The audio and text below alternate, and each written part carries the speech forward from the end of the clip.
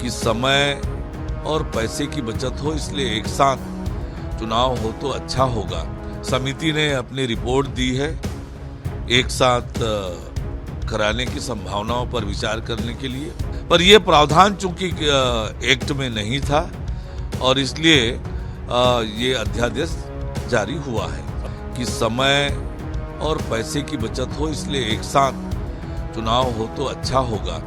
राज्य सरकार ने नगर पालिका संशोधन अध्यादेश जारी किया है। नगर पालिका नगर पंचायतों के कार्यकाल को लेकर यह अध्यादेश जारी किया गया है। परिषद के अवसान के बाद 6 माह तक कार्यकाल जो है बढ़ाया जा सकेगा। हमारे साथ अरुण साहू जी हैं, डिप्टी सीएम, सीधे उनसे ही बात करते हैं। सर, एक अध्यादेश जारी हुआ है, क्या कुछ ये अध्यादेश है और किस तरह से इसको देखें हम आने वाले चुनाव की दृष्टि से? इस अध्यादेश में 2 बातें हैं। एक अध्यादेश है मतदाता सूची में नाम जोड़ने का,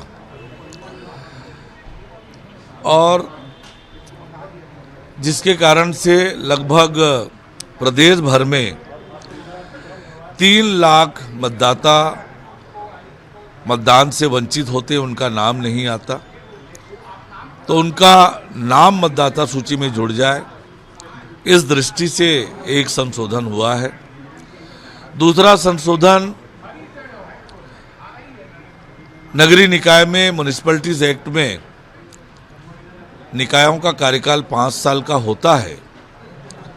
5 साल के बाद वो अवसान हो जाता है, पर राज्य सरकार के लिए हो गया कि 6 महीने के अंदर निकाय का चुनाव कराया जाएगा, कराए जाने की बाध्यता होगी, और इसलिए वो चुनाव के दृष्टि से ये अध्यादेश जारी किया गया है। ये माना जाए संकेत है कि नगरीय निकाय चुनाव और पंचायत चुनाव इसके साथ ही एक साथ होंगे।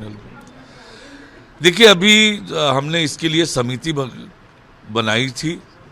समिति ने अपनी रिपोर्ट दी है एक साथ कराने की संभावनाओं पर विचार करने के लिए।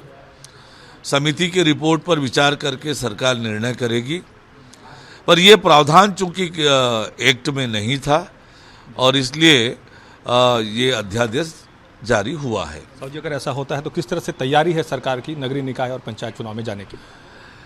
देखिए, एक तो चुनाव कराने का जवाबदारी चुनाव आयोग को होता है। चुनाव आयोग इसकी तैयारी करेगी, पर जहाँ तक सरकार की मंशा, हम सबकी मंशा है कि समय और पैसे की बचत हो, इसलिए एक साथ चुनाव हो तो अच्छा होगा। इस दिशा पे सरकार विचार कर रही है और उसी सारी बातों पर ध्यान में रखकर सरकार इस निर्णय में पहुंचेगी। और आज देश में तो 1 नेशन 1 इलेक्शन की चर्चा हो रही है, तो हमारी सरकार भी इस दिशा में विचार कर रही है कि एक साथ चुनाव कराए जाए, ताकि समय का, संसाधन का बचत हो सके। ये दोनों चुनावों को लेकर कितना आश्वस्त है सरकार, किस तरह से इसके परिणाम को लेकर? देखिए, जिस प्रकार से लोकसभा का चुनाव का परिणाम आया, विधानसभा का चुनाव परिणाम आया, और गांवों और शहरों का विकास 5 साल में अवरुद्ध था कांग्रेस की सरकार में। आज आप शहरों में देखें, गांवों में देखें, चारों तरफ विकास के काम चल रहे हैं।